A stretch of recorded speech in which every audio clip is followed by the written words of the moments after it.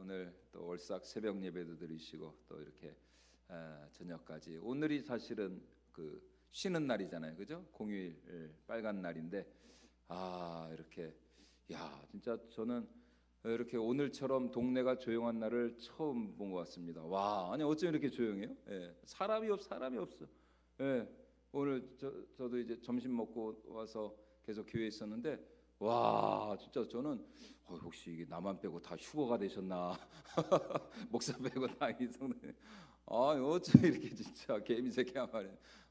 진짜 너무 조용해가지고 하여튼 글쎄 뭐 연휴라 아무래도 좀 영향이 있겠죠. 하여튼 그래서 목사는 하여튼 공휴일이 싫습니다. 저는 공휴일이 싫어. 이거 다 이렇게 놀러 다니시면 손은 누가 하고 참 그래도 뭐 또 가실 때는 또 가시고 또 재충전하시고 그래서 또 이렇게 하여튼 그래서 오늘도 이 자리에 나오신 우리 성도님들이 귀하고 또 감사하고 또 이 시간 우리가 다시 한번 기도의 자리로 나갔으면 좋겠습니다. 자, 앞선 말씀에서 이 야고보 사도가 우리에게 무엇을 명하였느냐? 우리에게 이제 겸손을 명하였습니다. 왜냐하면 우리 하나님은 어떤 하나님이시냐? 우리 하나님은 교만한 자를 물리치시고 겸손한 자들에게 은혜를 베풀어 주시는 긍휼의 하나님이시기 때문입니다. 그러므로 우리는 날마다 회개하며 또 겸손한 마음을 가지고 하나님 앞에 우리 자신을 낮출 때에 하나님이 오히려 그런 우리를 더 높여주시고 더 큰 은혜와 축복으로 역사해 주실 줄로 믿습니다. 자, 그렇다면 이제 여기서 우리가 물어야 할 질문은 이것입니다. 우리가 어떻게 하나님 앞에서 겸손할 수가 있겠는가? 왜냐하면 우리의 죄악된 본성은 겸손하기보다는 교만하고 낮아지기보다는 높아지고 싶거든요. 참된 겸손의 표지는 과연 무엇인가? 오늘 말씀에서 야고보는 참된 겸손이 가지고 있는 두 가지 특징을 표지를 우리에게 보여주고 있습니다. 참된 겸손이란 무엇보다도 먼저 다른 사람을 비방하거나 판단하지 않는 것이다. 이것이 바로 참된 겸손이다. 이렇게 말씀하고 있습니다. 자, 우리 오늘 11절과 12절 말씀을 같이 한번 읽어보도록 하겠습니다. 형제들아 서로 비방하지 말라. 형제를 비방하는 자나 형제를 판단하는 자는 곧 율법을 비방하고 율법을 판단하는 것이라. 내가 만일 율법을 판단하면 율법의 준행자가 아니요 재판관이로다. 입법자와 재판관은 오직 한 분이시니 능히 구원하기도 하시며 멸하기도 하시느니라. 누구이기에 이웃을 판단하느냐? 자, 지금 사도가 서로 뭐하지 말라고요? 비방하지 말아라. 비방하지 말아라. 비방이 무엇입니까? 상대의 어떤 약점이나 허물이나 꼬투리를 잡아가지고 그의 체면이나 명예를 훼손하고 깎아내리는 것이죠. 사람들 앞에서 그 상대를 비난하고 공격하는 것입니다. 물론 그러한 것들이 다 뭐 거짓말이라고는 할 수 없죠. 다 어느 정도 팩트에 근거한 것이고 진실에 근거한 경우가 있습니다. 하지만 중요한 것은 무엇입니까? 그렇게 말하는 그 의도, 그 목적이 어디에 있느냐라는 것입니다. 정말 그 상대를 위하는 마음으로 또 공동체를 사랑하는 마음으로 또 그 사람을 아끼고 위하는 마음으로 그렇게 말을 한다면 그것이 어떤 비방이나 정죄가 될 수는 없겠죠. 그러나 그렇지 않고 오히려 정말 어떻게 해서든지 그 사람의 그 명예와 명성을 깎아내리고 또 그 사람보다 내가 얼마나 더 잘났는가, 그 사람보다 내가 얼마나 더 깨끗한가, 어떤 자신의 어떤 그런 것을 과시하기 위하여 상대를 깎아내리고 비방하는 그런 이제 교만한 마음으로 해서는 안 된다라는 것입니다.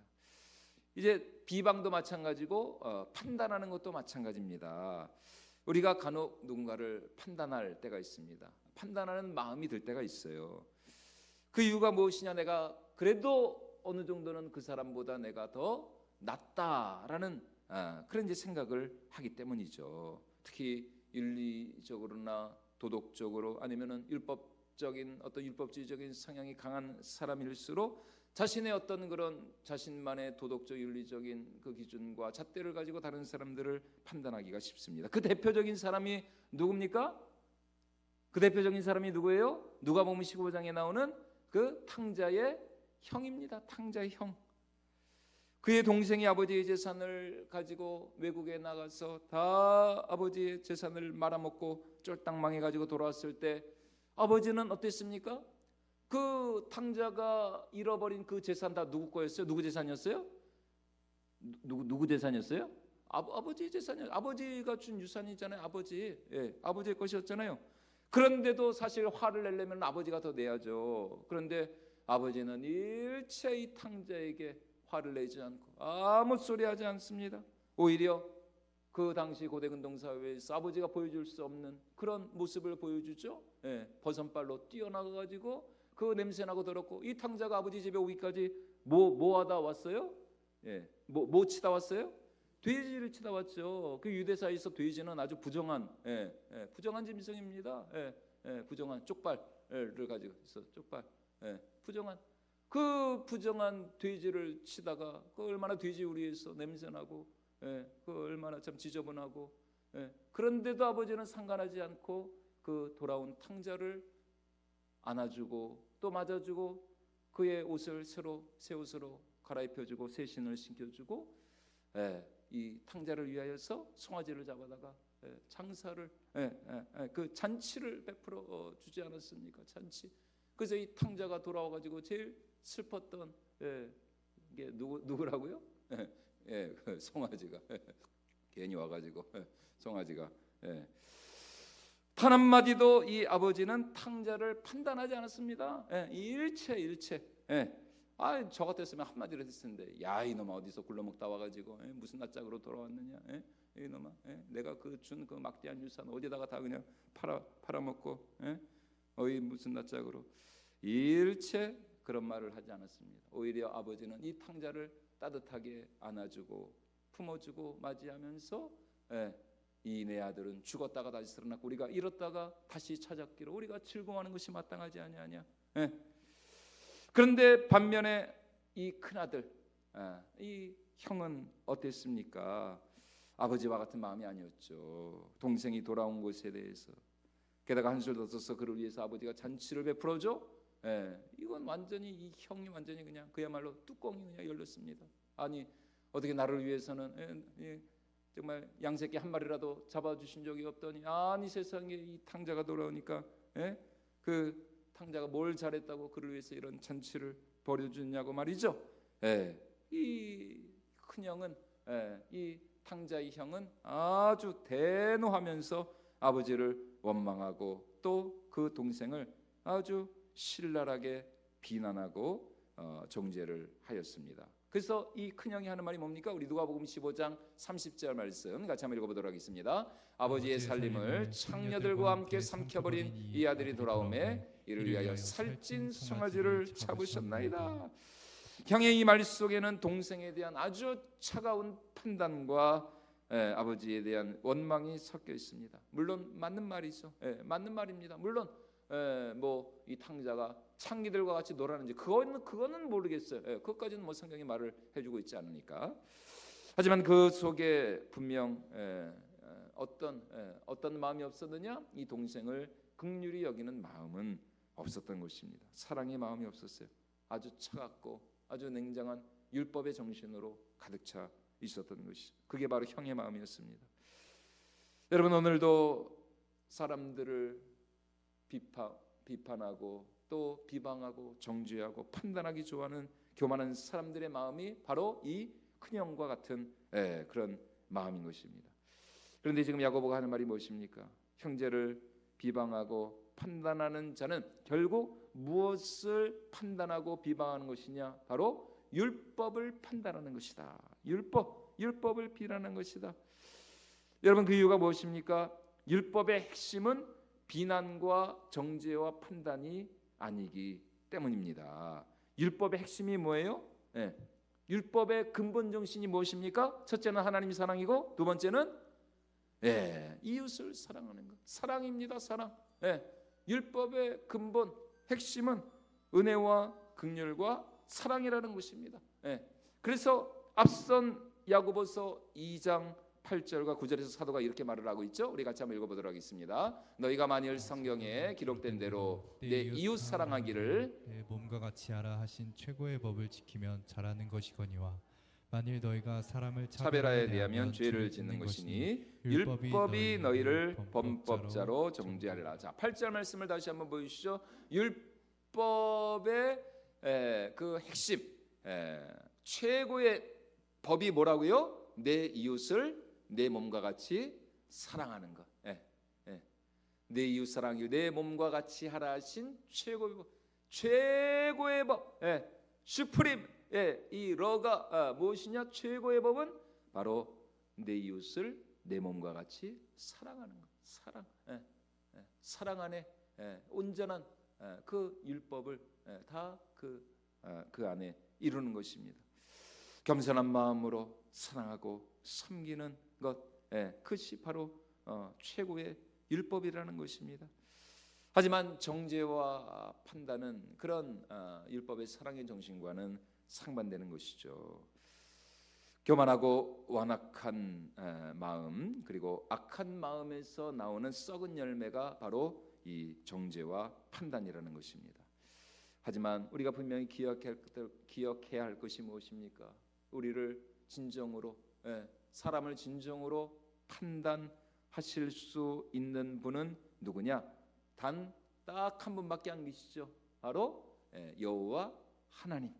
하나님, 율법의 입법자가 되시고 또 이 율법을 실행하시는 율법의 판단자가 되시는 분이 누구시냐? 바로 여호와 하나님 한 분밖에 없다는 것입니다. 피조물인 우리에게는 사실 다른 사람을 판단할 아무런 자격이나 권한이 없습니다. 그래서 고린도 교회 성도들에게 사도 바울이 하는 말이 뭡니까? 나도 나를 판단하지 않는다. 뭐 다른 사람들은 말할 것도 없고 나 자신조차도 나는 판단하지 않는다. 다만 내 양심에 따라서 또 내 믿음과 신앙에 따라서 내가 최선을 다해서 하나님을 섬길 뿐이지 나는 하나님의 말씀을 전할 뿐이지 뭐 내가 다른 사람을 판단하거나 정죄할 그런 아무런 자격이 없다라는 것입니다.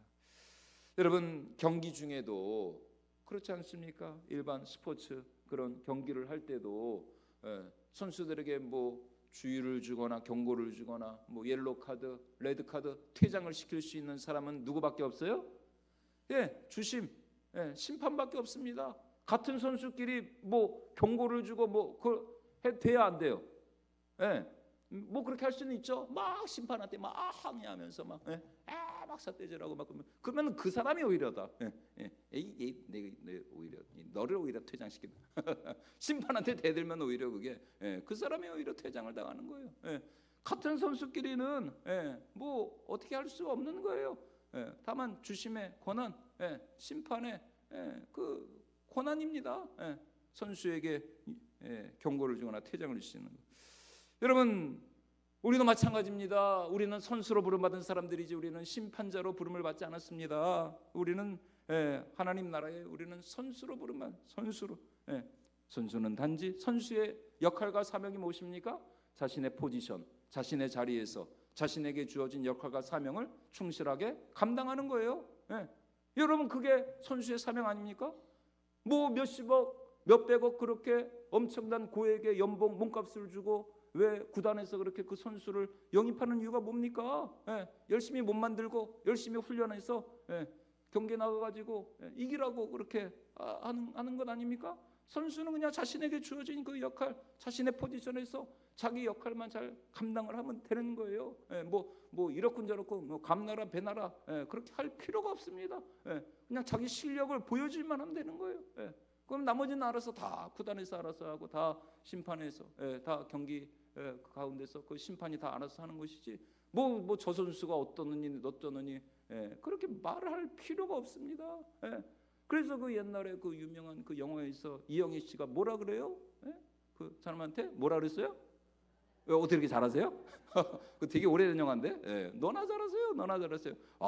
참 어떻게 그런 그러니까 그 영화는 그 대사 하나 때문에 그 영화를 만든 겁니다. 그 영화는 그 대사밖에 생각이 안 나요. 너나 잘하세요.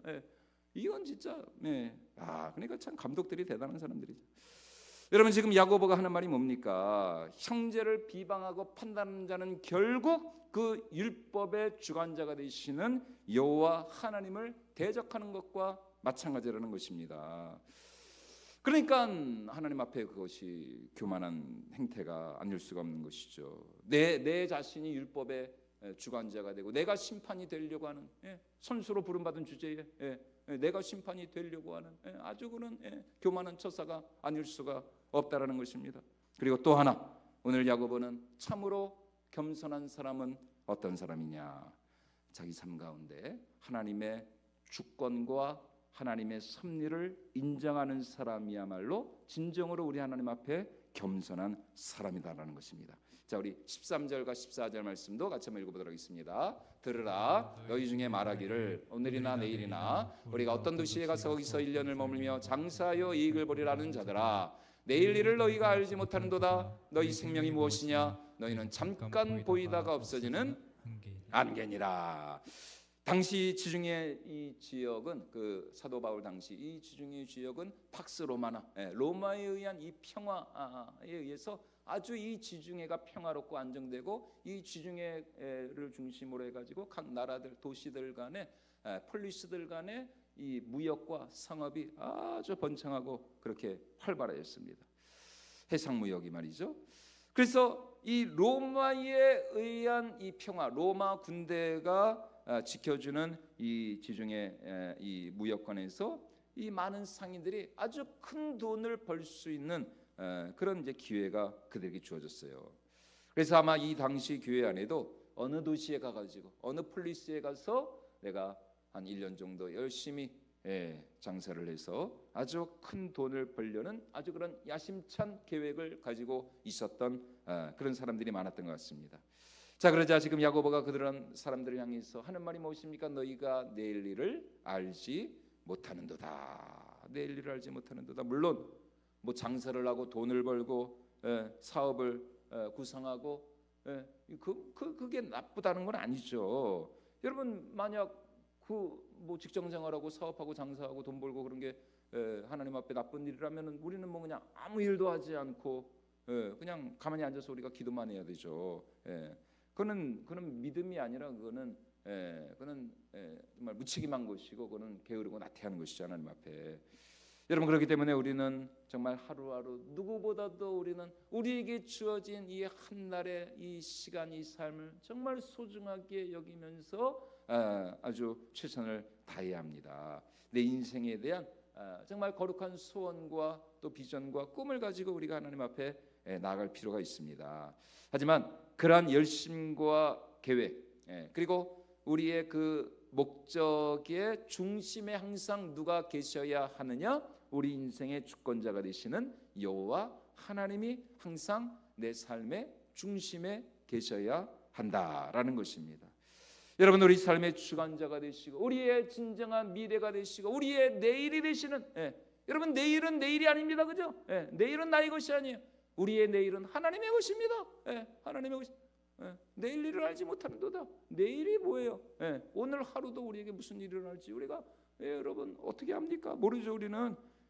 그렇기 때문에 하나님이 없는 계획, 어떤 하나님이 없는 그런 삶은 정말 오늘 이 야고보 사도와 같이 아침 안개와 같은 신기루와 같은 그런 허망한 삶이 될 수밖에 없다라는 것입니다. 여러분, 내일은 우리의 것이 결코 아닙니다. 내일은 진정 내일은 하나님의 것인 것이죠. 여러분, 바로 그것이 지금 야고보가 경고하는 것입니다. 너희가 너 인생에 대한 계획을 세우고 플랜을 짜고 또 하루하루 열심히 사는 것, 당연히 그래야지. 당연히 그렇게 해야 된다. 하지만 그 속에 너희 삶의 진정한 주관자가 되시고 또 너희의 미래를 주관하시는 하나님이 계시지 않는다면, 다시 말해 모든 인생의 생사복을 주관하시고 사람의 운명을 주관하시는 하나님을 우리 삶의 참된 주인으로 모시지 않는다면 그의 삶은 무엇과 같으냐? 마치 바람에 밀려 요동하는 그런 아침 안개와 같고 또 신기루와 같은 그런 삶이 될 수밖에 없다라는 것입니다.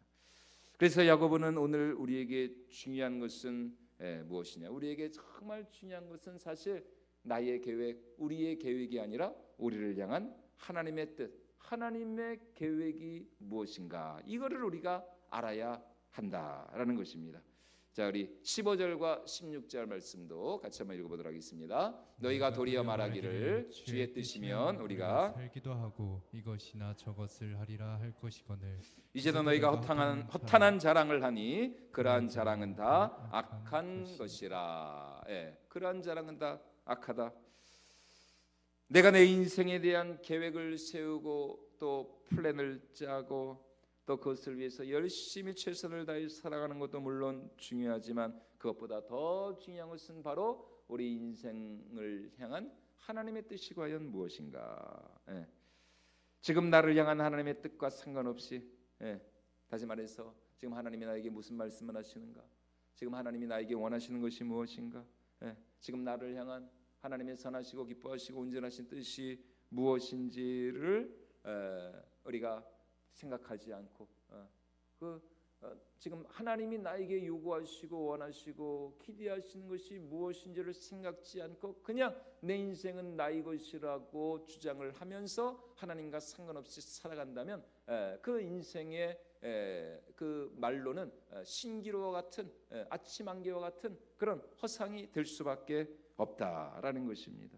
다시 말해서 아무리 내 생각과 내 계획대로 열심히 산다 할지라도 하나님과 상관없이 살아간다면 그 모든 것이 허사가 되는 것이고 물거품이 되는 것이고 아침 안개. 여러분 아침에는 얼마나 아침 안개가 그렇게 짙게까요? 근데 뭐 1시간 2시간도 지나지 않아서 해가 쨍하고 떠오르면은 뭐 언제 뭐 안개가 있었다는 듯이 그게 아침 안개입니다. 아침 안개. 정말 열심히 노력하고 죽도록 고생을 했는데 남는 거는 아무것도 없는 거예요. 아무것도 nothing. 그래서 야고보가 오늘 결론적으로 우리에게 이렇게 경고합니다. 자, 우리 17절 말씀 다시 한번 같이 읽어보도록 하겠습니다. 그러므로 사람이 선을 행할 줄 알고도 행하지 아니하면 죄니라. 그냥 나쁜 짓 하면 죄다. 나쁜 짓 당연히 그것도 죄죠. 근데 오늘 야고보 사도는 무엇이 죄라고요? 선을 행할 줄 알고도 행하지 않으면 죄니라. 여러분 이 말씀에 이 말씀을 여러분 천천히 여러분 이 말씀을 마음에 담으시고 여러분 묵상을 해보세요. 알고도 머리로는 알아요. 지식적으로는 알아요. 알고는 있어요. 배워서 잘 알고는 있어요. 근데 선을 행할 줄 알고도 선을 행할 수 있는 지식이 있고 능력이 있고 그런 형편과 여건과 환경과 그런 상황이 다 됨에도 불구하고 선을 행할 줄 알고도 행하지 않으면 그게 이제 하나님 앞에 죄라는 것입니다. 단순히 뭐 나쁜 짓하고 음행하고 뭐 도둑질하고 뭐 사람 패고 이런 것만 죄가 아니라 선을 행할 줄 알고도 행하지 않으면 그게 죄라니까요. 여러분 우리 이 죄에 대한 어떤 그런 민감성, 죄에 대한 기준이 높아져야 됩니다. 세상 사람들이 말하는 그런 부류의 그런 것만이 죄가 아니라 정말 성경이 오늘 말씀하고 있는 하나님 앞에서 죄라고 하는 것은 우리가 선을 행할 줄 알면서도 선을 행할 능력이 있으면서도 행하지 않으면 그게 죄라는 거예요. 다른 게 죄가 아니라. 여러분 그렇다면 오늘 우리가 행해야 할 선이 무엇입니까? 우리 삶 가운데 하나님의 뜻이 이루어지기를 기도하는 것이죠. 내 뜻보다도 더 하나님의 뜻이. 그래서 겟세마네 동산에서 우리 예수님 어떻게 기도하셨습니까? 정말 이 잔을 내게서 옮겨 주시옵소서. 3번이나 땀방울이 핏방울이 될 정도로 그렇게 간절히 기도하신 우리 예수님. 결국 마지막에는 어떻게 기도하셨어요? 나의 원대로 마옵시고 아버지의 뜻대로 되기를 원하나이다. 아버지의 뜻대로. 그 아버지의 뜻이 뭐예요? 십자가 지고 모르셨어요? 이거 처음부터 다시 해야 되겠네. 십자가 지고 죽는 거잖아요. 여러분 십자가 지고 죽는 게 우리 예수님을 향한 하나님의 뜻이었어요. 내 원대로 마옵시고 아버지의 뜻대로 되기를 아버지 원대로 되기를 원하나이다. 결국 우리 예수님의 그 순종과 그 희생과 헌신이 우리를 살리고 또 우리를 구원하고 우리를 하나님의 그 은혜의 보좌 앞으로 인도를 한 것이죠. 그리고 우리 예수님 그렇게 십자가에 못 박혀서 비참하게 죽으신 것으로 끝이 났습니까? 아니죠. 사흘 만에 부활하심으로 말미암아 우리 예수님 하나님 보좌 우편에 앉으시는 모든 이름 위에 뛰어난 이름을 주시고 모든 무릎이 그 예수의 이름 앞에 꿇게 하시는, 그리고 모든 역사의 마지막 날 모든 인생 모든 사람들의 그 심판의 권세를 우리 하나님께서 예수님에게 주신 것이죠. 예수님이. 여러분은 우리도 마찬가지입니다. 내 삶 가운데 정말 하나님의 뜻이 이루어지기를 위해서 우리는 정말 얼마나 한 번이라도 기도를 해 본 적이 있는가? 우리의 기도는 어쩔 수 없이 내 뜻을 구하고 내 소원을 구하고 내 만족을 구하고 그것을 구하지 말라는 것이 아닙니다. 그러나 과연 그것이 하나님의 뜻과 일치하는가, 하나님의 뜻과 합하는가, 날마다 그것을 우리가 영적으로 우리가 민감하게 우리가 분별하면서 여러분 우리의 삶 가운데 나의 뜻이 아닌 하나님의 뜻이 이루어지기를 여러분 우리가 기도를 해야 한다는 것입니다. 우리 교회도 마찬가지입니다. 우리 교회 가운데 누구의 뜻이 이루어져야 돼요? 네? 누구의 뜻이요? 하나님의 뜻이 이루어져야죠. 목사의 뜻이 이루어져야 돼요? 아니죠. 아유 우리 최 집사님이 제일 고개를 그냥 맞습니다. 아니요. 여러분 우리 권선제일 가운데 하나님의 뜻이 이루어지고 우리 권선제일을 통해서 하나님이 영광 받아주시고 우리 권선제일을 통해서 정말 하나님의 놀라운 구원의 역사가 일어나야 한다는 것입니다. 그러기 위해서는 여러분 정말 우리 한 사람 한 사람이 하나님 그렇습니다. 정말 우리 교회를 통해서 또 제 삶을 통해서 하나님의 뜻이 하나님의 나라가 이 땅 가운데 이루어지게 하여 주시옵소서. 여러분 그게 주기도문 아닙니까?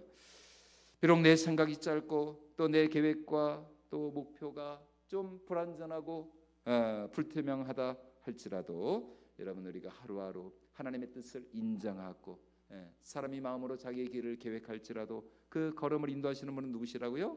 여호와 하나님이시라는 거. 인생의 걸음이 걷는 자에게 있지 않다 그랬습니다. 내가 계획하고 또 내가 행동하고 내가 내 발걸음을 움직이는 것 같지만 인생의 걸음이 걷는 자에게 있지 않다 그랬어요. 인생의 걸음은 여호와 하나님께로 말미암는 것입니다. 그런 하나님의 주권과 하나님의 섭리를 우리가 인정하면서 우리 삶 가운데 하나님의 뜻이 이루어지기를 위해서 기도할 때에 반드시 하나님께서는 그것이 그냥 우리의 인간적인 짧은 생각으로는 내가 손해 보는 것 같고 희생하는 것 같고 내가 좀 불편한 것 같죠. 아니요. 반드시 하나님의 뜻에 순복하고 또 하나님의 뜻을 이루어 드리고자 하는 자 우리 하나님께서 반드시 그 사람을 높여주시고 그 사람을 통해서 당신의 찬란한 영광을 나타내실 줄로 믿습니다. 이 예수님의 삶이 그러지 않았습니까? 예수님의 삶이. 그러므로 여러분 이제 우리가 순종해야 할 하나님의 뜻은 무엇인가? 앞서 처음에 말씀드렸던 것처럼 하나님을 사랑하고 이웃을 사랑하는 것. 먼저 하나님 제 삶이 정말 하나님을 경외하고 이웃을 내 몸과 같이 사랑하는 삶이 되게 하여 주시옵소서. 큰형과 같이 그렇게 판단하고 비방하고 정죄하기보다는 아버지와 같은 마음으로 정말 사랑하고 긍휼히 여기고 정말 품어주고 안아주고 눈물을 닦아주고 용서하는 그런 아버지의 마음을 우리에게도 허락하여 주시옵소서. 여러분 그러한 기도와 그런 믿음으로 나갈 때에 반드시 하나님께서 우리의 걸음을 인도해 주시고 또 우리의 내일을 축복해 주시고 우리의 삶을 통하여서 당신의 영광을 나타내실 줄로 믿습니다. 우리 건전제일교회가 이렇게 하나님의 뜻을 이루어드리는 정말 거룩하고 영광스러운 주의 몸된 교회가 될 수 있기를 주님의 이름으로 축원을 드립니다. 자, 우리